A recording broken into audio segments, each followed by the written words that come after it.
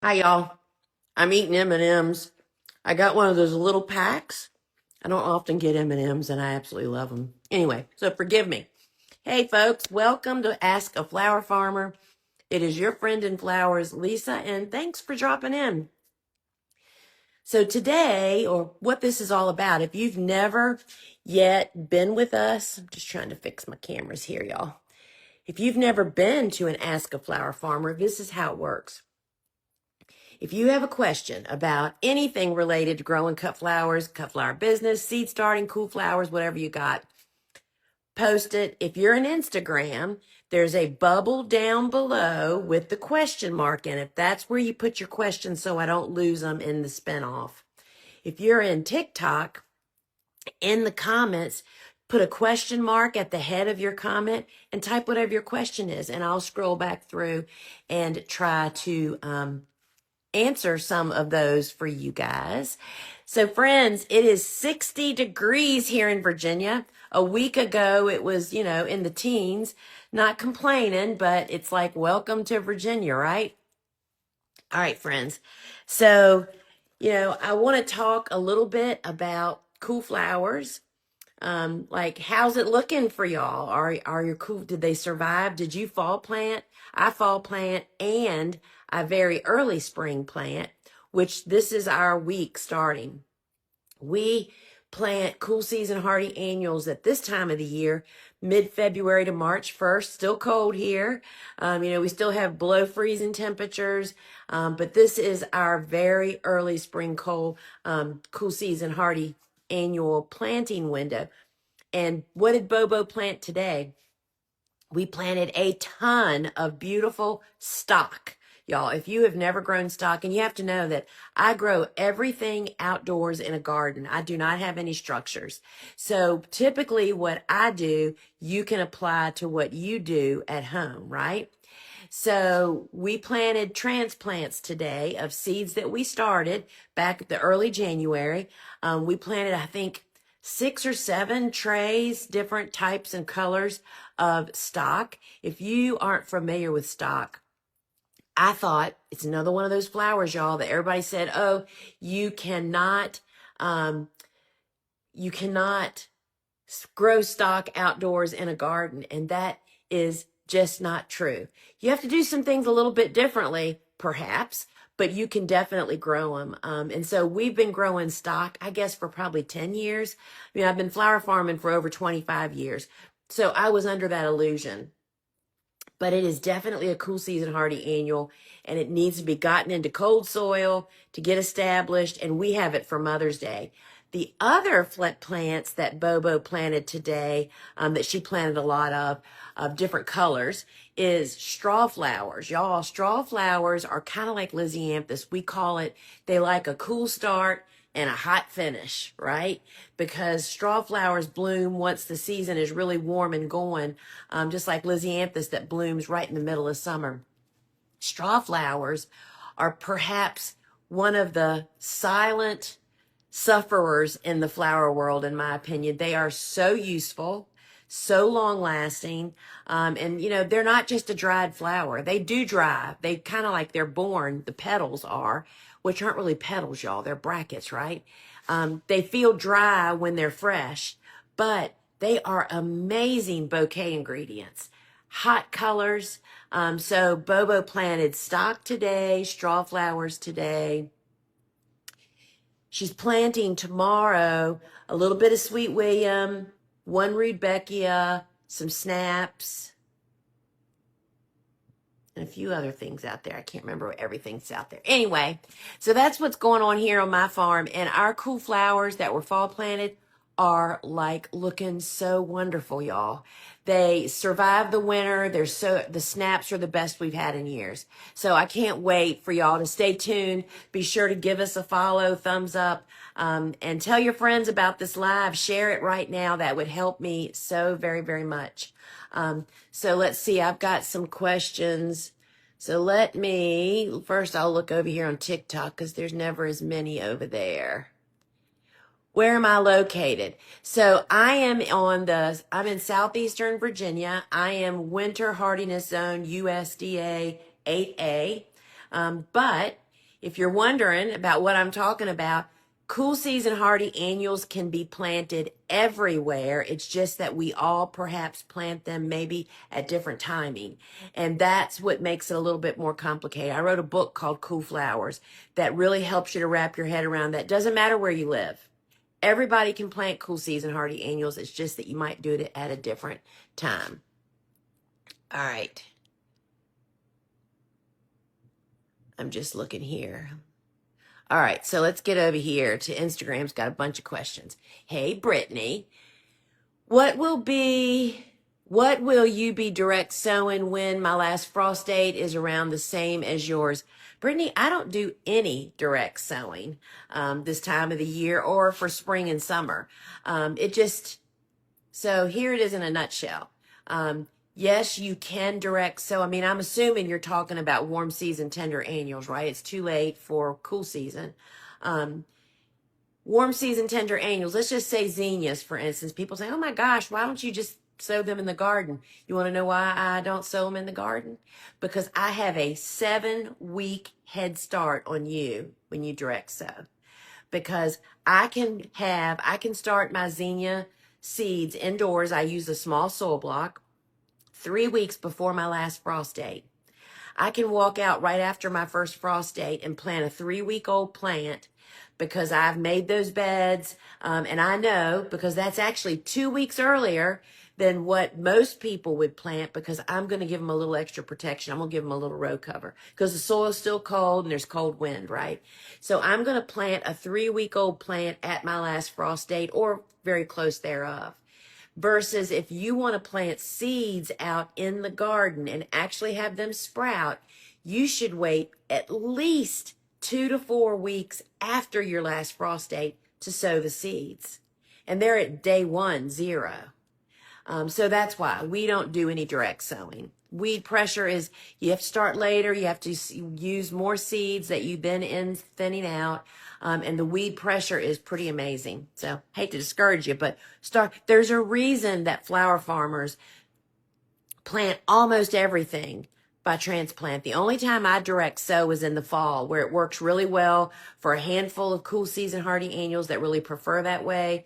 Weed pressure is not nearly as much in the fall, so that's why we do it then. Ann Stokes, hey Lisa, are bunny tails one and done? Mine started having the little ball in the tray, planted them out yesterday. No, they are very productive. And it's funny you would ask that. I was looking for, when I tell y'all we have probably 1 million videos and pictures in our files. I was looking for a video this morning and I came across the bunny tail. If y'all have not seen bunny tails or felt bunny tails, it's a grass that has this little poof of a head. It's probably 1 inch to 1.5 inches, and it feels so soft. That's why it's just like a bunny tail. Looks amazing. It is very productive. So no, don't worry about, just snip that little head off and plant them. The problem with bunny tails is a cool season hardy annual.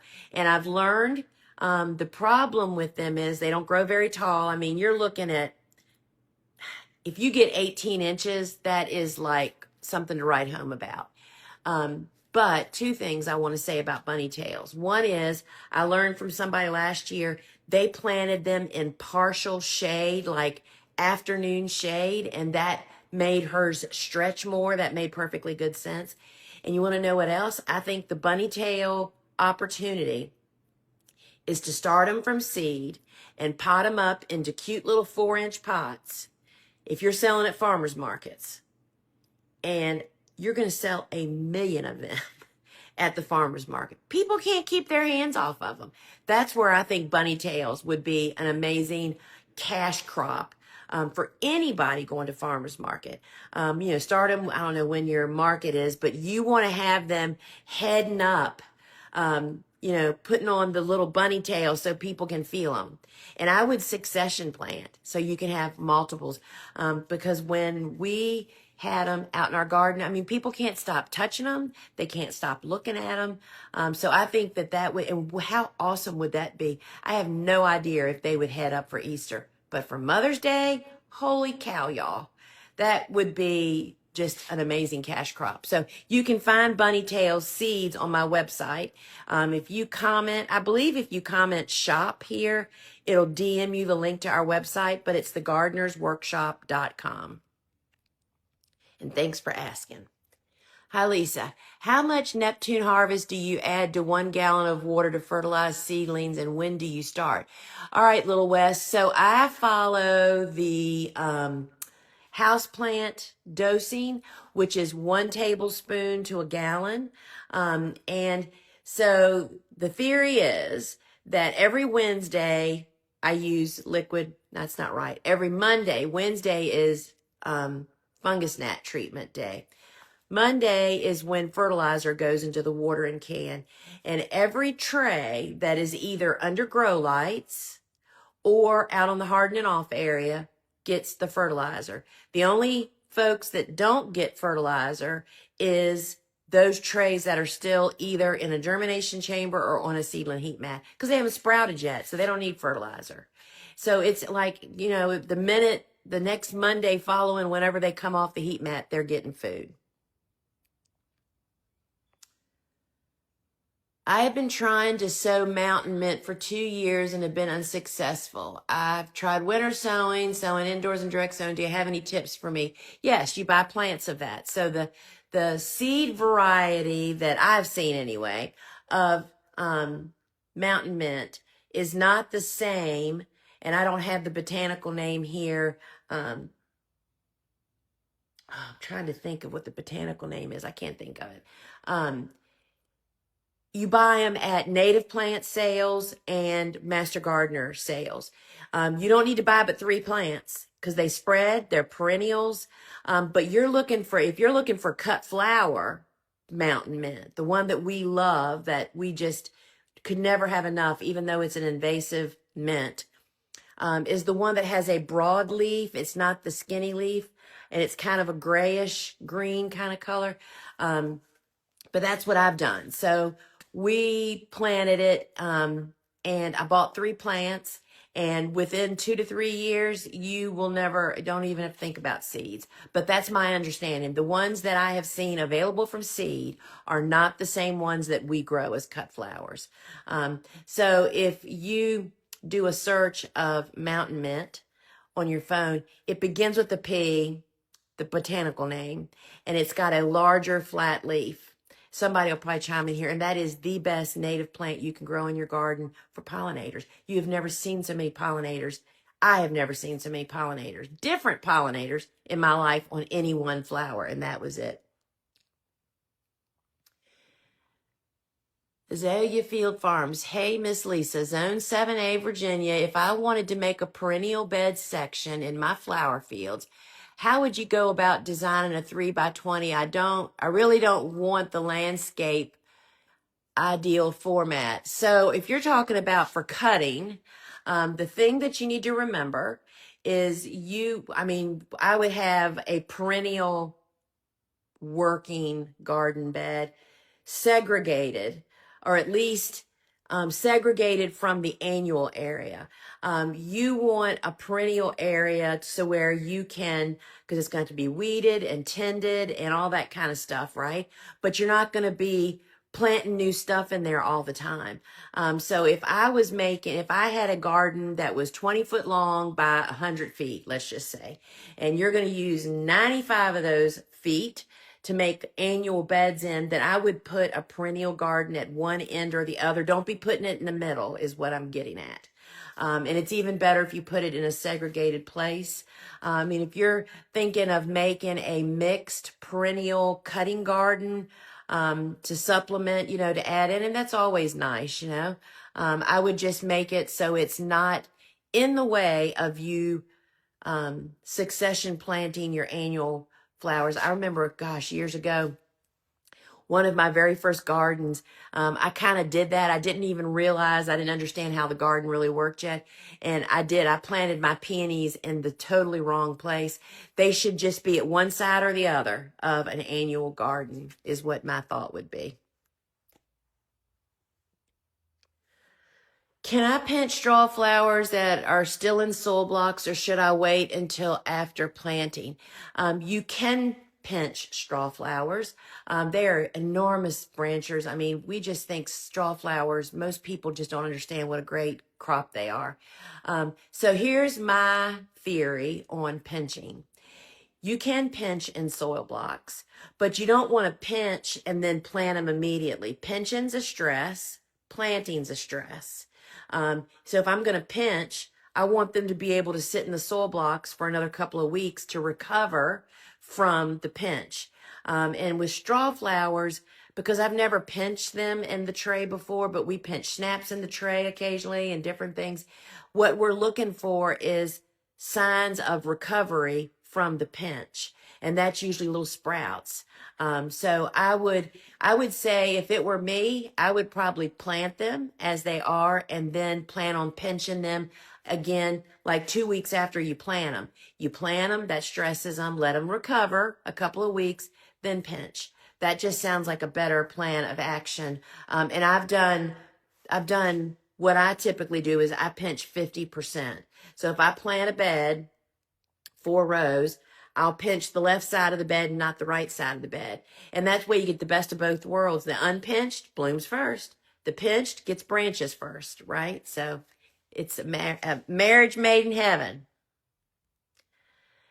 When you mentioned what Bobo was planting, starting seeds or transplanting? No, transplanting. So everything that was being planted today and tomorrow into what is called our very early spring planting window is all transplants. It's too cold to direct sow anything outside now. And it's too late to start seeds, for us anyway, for cool season hardy annuals. And y'all, you know, I have a great resource available that came out this winter. It's the Big Calendar Journal. It is not just a calendar, y'all. It includes my guide to guide you through 9 different planting windows, like fall planting, winter planting, very early spring, first warm, second warm, third warm, biennial planting, planting cool flowers for fall blooms, and then sunflowers, so rotations. So it has everything in it. You can comment calendar and we'll DM you the link, or you can find it over at thegardenersworkshop.com. It's $40 plus shipping, and it will change your world. You will never have to ask again, when do I plant this or that, as far as annuals go. Warm season, cool season. It'll just guide you.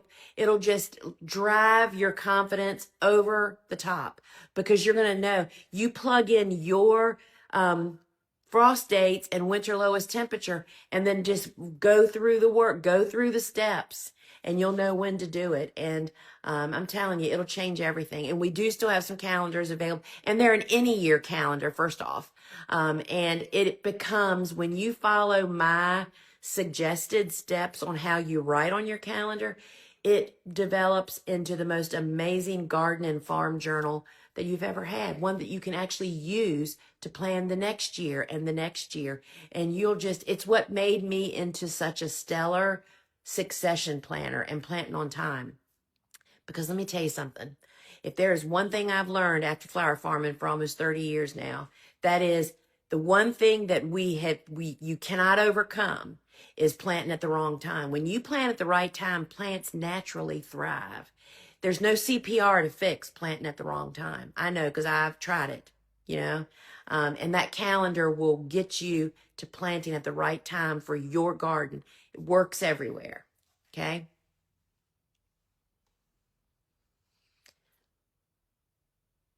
What is a really trending flower? I'm from Australia and wondering what is trending in the U.S. Well, hello, Sarah from Australia. I am not the person to ask about that, because we grow really staple flowers. And what I mean by that is I grow flowers that sell every week, week after week after week after week. Trending is not on my radar at all. There are certainly trending colors. You know, this year, color of the year is white. Holy cow. But that would be something you would probably want to ask maybe a wedding person or a florist or some. Ellen Frost might be a really great one to ask that. She is our resident. She owns a studio in Baltimore, Maryland, that only uses local flowers. She's quite something. You have to check her out. Ellen Frost Flowers. Check her out and see what Ellen has to say. But no, I'm sorry. I don't have the intel on that for you. Molly, I saved Gomphrena seeds. Can I plant them in large bunches? So, saving seeds, anybody can save seeds. Whether the seeds actually germinate the next year is, the verdict is out because they have to be harvested at a certain stage of development in the flower last year. They have to be stored properly, and they don't get moist. They're getting stored cool and dry. And when you say in large bunches, I don't know if you mean like direct sowing. We start Gomphrena. We grow a lot of Gomphrena. In fact, that's all of what this is behind me here. This is all different colors of Gomphrena. We sow them in soil blocks and put one seed in each block, and then plant them out that way. Gomphrena, I'm just trying to think. I don't think they're strong reseeders, so I'm not quite sure if direct sowing would work very well. If you are going to direct sow, you need to wait like 4 weeks after your last frost date to get the soil warm enough to really get them to sprout outside, to give them a fair chance. But we start them all indoors and just have great, as you can see, we have tons of Gomphrena.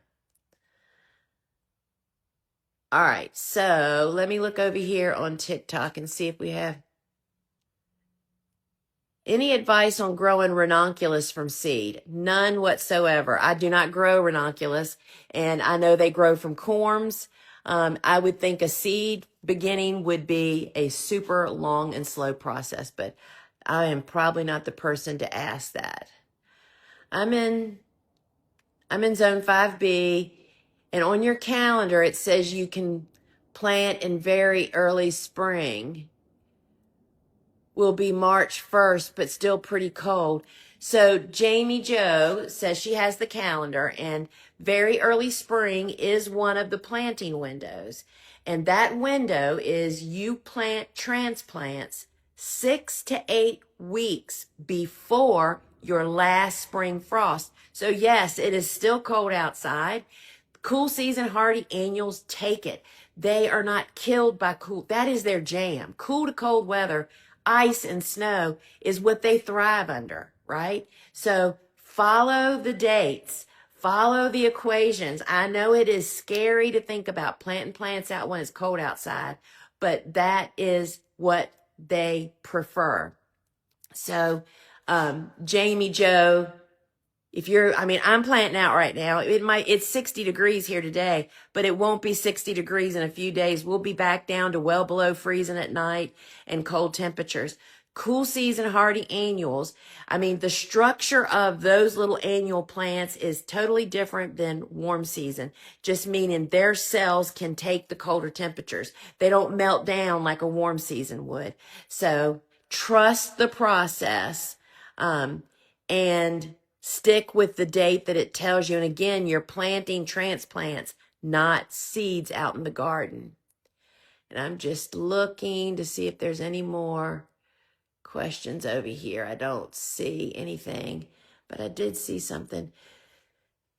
Do you struggle with birds eating your Gomphrena when they're in bloom? They love them. The things that petals and garden, the one thing that I've learned about birds, we do have tons of birds here. We encourage birds. They're the biggest. Do you know that one chickadee, when they have a clutch of babies, one chickadee will eat up to gather up to 2,000 insects a week to feed their babies? You want birds in your garden. But usually when birds start pecking on flowers, the flower's older. For cut flowers, we're cutting them before they start developing seed. So we don't face that problem. But if you're just leaving the flowers out in the garden as like a landscape type of situation, they and finches will come and dine on the seeds. And, most people enjoy that part of it. But no, we don't really have that problem. But we have tons of birds. We encourage birds here. Farmhouse Floral Studio, Franklin. The antique green hydrangea and hanging amaranth are really trending. Oh, here we go with brides this year. Peonies and dahlias are always loved and trendy. Thank you for that intel. So there you go. Antique green hydrangeas. I mean, who has never loved a green hydrangea? Hydrangeas are what really got me in flower farming, y'all. All right, friends, let's see. Looking to see if we have any unanswered questions. So I want to remind everybody you're invited to join me tonight for the live gardening show. It happens inside my shop app, which is a free phone app. You can find it in your phone's app store. Just search Gardener's Workshop. The name of it is Shop.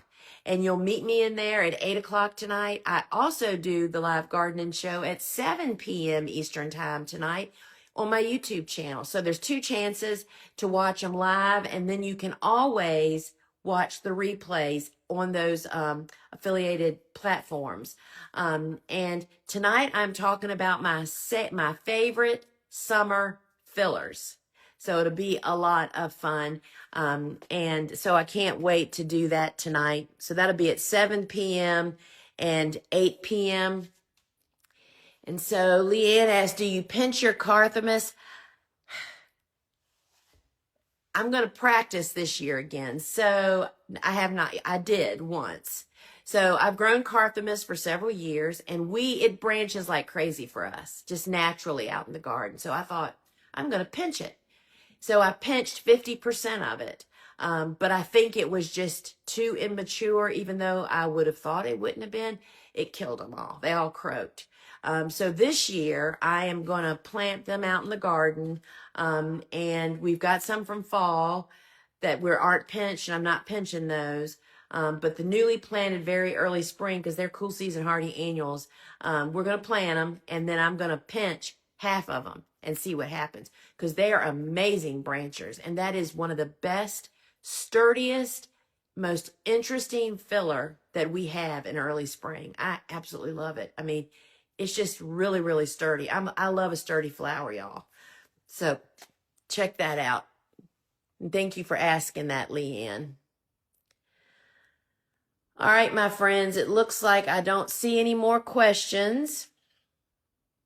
And so remind everybody tonight. So tonight's shows at 7 and 8 are the live filler, my favorite summer fillers. Then the Friday show, where's my paper? The Friday, oh, and I do have something else to tell you. The Friday show is, wait a minute, it's on here. Here it is. The Friday show is indoor seedling care and when to plant out. So we'll just be, I mean, y'all, I'm going to be talking about these things for the next 4 months, because we just constantly get questions. I know it's confusing for people, and we are here to help you and walk you through that. So inside the shop app, Fridays at 12 noon is our big show. And that is going to be indoor seedling care and when to plant out. Plus Suzanne, my sis, does the studio bouquet, the bouquet studio, and it'll be a lot of fun. So I can't wait for that. And the other thing I wanted to say is we've partnered with Drew of Clara Joyce Flowers, and you can have access to small quantities of cut flower varieties and great garden growers. If you comment plant 3 here, plant, and then the number 3, we'll DM you the link. Dahlias, heirloom mums, and also some really beautiful baby's breath varieties. All of them, just the groupings that he has are just absolutely amazing. I grew them last year, and we were just thrilled to death. You can buy them in 4-packs, y'all. That's what's really great about it. So if you're not a big grower, or you're just getting started, or you're a home gardener, you now have access to those same flowers that flower growers are growing, and it's just some of the best. So plant 3, comment here in Instagram, and we will DM you the link. All right, my friends. And I did want to tell you one more thing. We introduced something new this last Friday, and we sold out over the weekend. I mean, people just went nuts for it. You have to watch last Friday's show replay inside the app. My sister was in full board acting mode. We introduced the Secret Romance Seed Collection. Y'all, this was just so, this is based on a very popular TV show, right? And so it has Queenie Lime Blush Zinnias, Double Click White Puff Cosmos, Cinnamon Basil, Flamingo Feather Plumes. They are so gorgeous. And Love in a Puff. Y'all, I'll be talking about these tonight also, but they've been restocked.